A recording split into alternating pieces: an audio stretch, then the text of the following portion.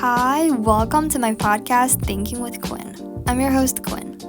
Since this is my first episode, I'm going to shortly introduce myself first. I'm a 16-year-old Chinese high school student who goes to an IB school in Finland.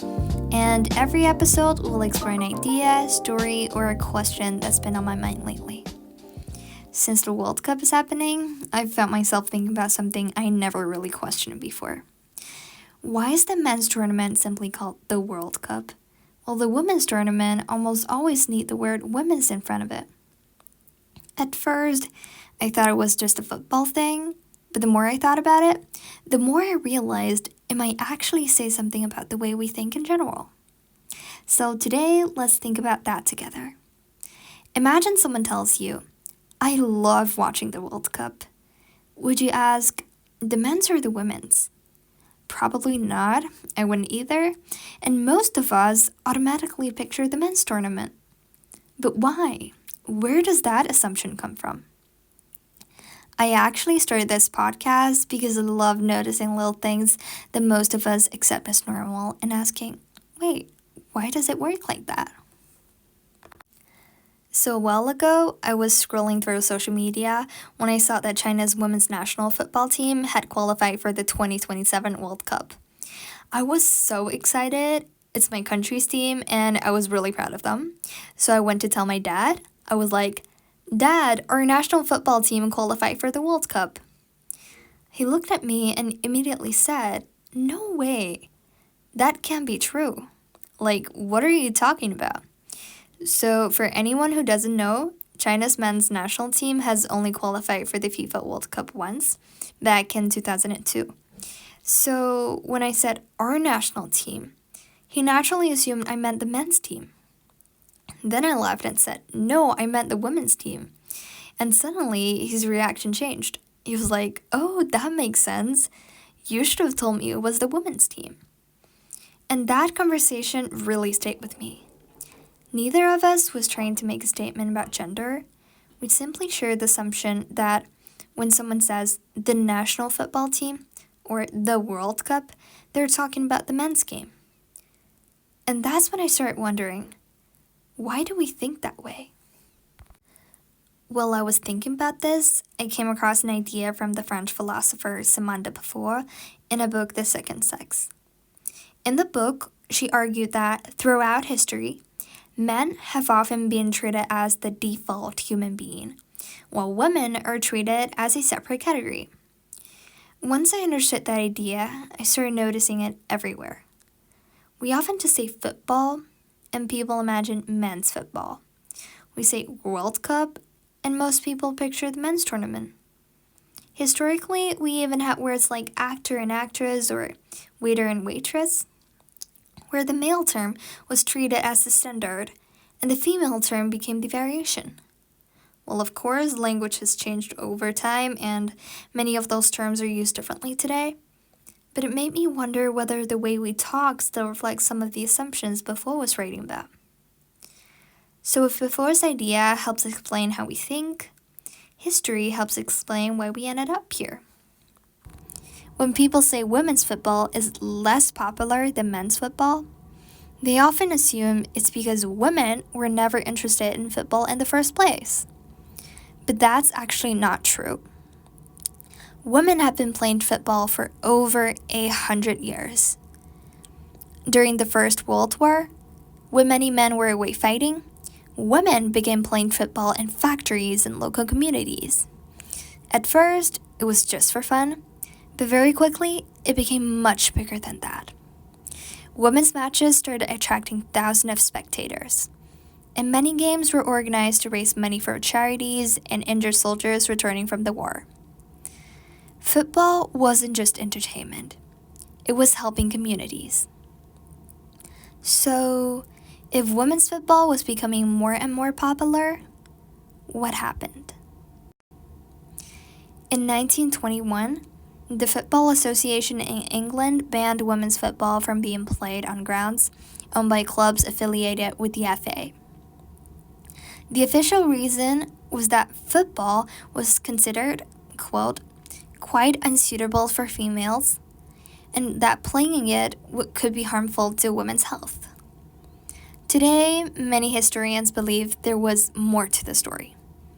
Women's football was drawing huge crowds, and some people felt uncomfortable seeing women become so successful in a sport that had long been seen as a men's game. But here's the amazing part.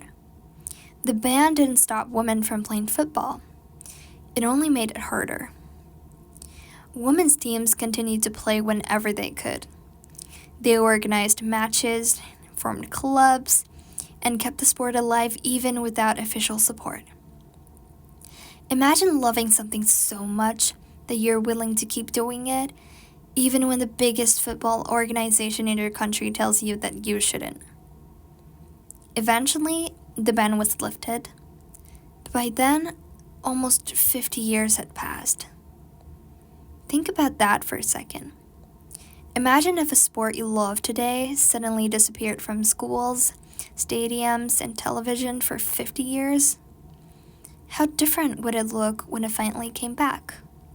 Despite those setbacks, women's football slowly began growing again. In 1970, Italy hosted an unofficial Women's World Cup. The following year, another unofficial tournament took place in Mexico, attracting enormous crowds. These tournaments showed that people did want to watch women's football, even before FIFA officially recognized it. Then, in 1991, FIFA organized the first official Women's World Cup. It wasn't the beginning of women's football. It was finally the moment the world started recognizing something that women had been building for decades. Since then, the sport has grown incredibly quickly. Professional leagues have expanded, stadium attendance records have been broken, more girls than ever are playing football, and the level of competition continues to improve every year. As a Chinese, I'm especially proud that China's women's national team has consistently achieved far more internationally than the men's team. It's another reminder for me and for all girls that opportunity and support matter just as much as talent. But although women's football has come a long way, there are still many challenges. Media coverage is often much smaller, investment is lower, and players are paid less. And people still sometimes treat women's football as an alternative rather than simply football. Which brings us back to the question we started with. Could this change? I think history gives us reason to be hopeful. If you had asked someone in 1950 whether women's football would one day fill stadiums around the world, many people probably would have laughed. Today, it's happening. One moment that really stood out to me was a speech given by Lise Klevenes, the president of the Norwegian Football Federation, at the 2022 FIFA Congress. She challenged football's leaders to think about fairness, equality, and the responsibility that football has as the world's biggest sport. Whether you agree with every point she made or not, I think it's important that people inside football are asking these questions. Progress doesn't only happen on the pitch.